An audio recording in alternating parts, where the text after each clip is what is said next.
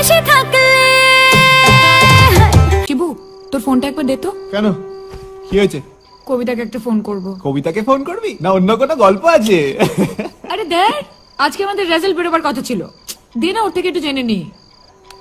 নে ধর।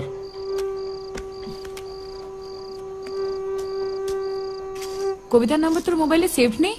যেটা দেখ জান্ডু বাম বলে সেভ করা আছে। জান্ডু মাম? আরে দিনে 50 বার ফোন করে মাথা খায় তো। হ্যালো কবিতা, অপু বলছি। রেজাল্ট বেরিয়েছে? ফোনে পাঠিয়ে দিয়েছে? কি হলো? রেজাল্ট ফোনে এসএমএস করে পাঠিয়ে দিয়েছে। আমার তো ফোনটা ভেঙে দিয়েছে বাবা, সিমটাও নেই। এখন কলেজ খুলে রেজাল্ট জানতে পারবো। কি হবে? এমন একটা হাবভাব করছিস যেন মনে হচ্ছে ফার্স্ট ক্লাস বাঁধা, এমনিও ফেল করবি।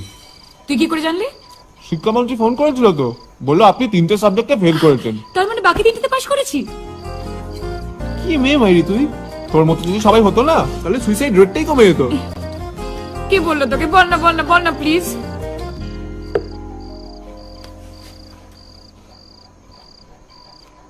মেসেজে দেখ।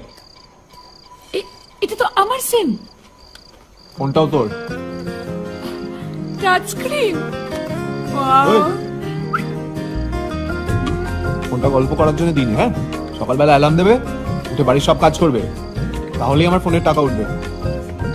স্ক্রিন পুরো কুচুপু। কি বললি? কুচুপু বলেছিলাম। ইস, এসব কে শেখায় তোকে? বাবা মা শিক্ষা দেয়নি? সব পাগল। হাই।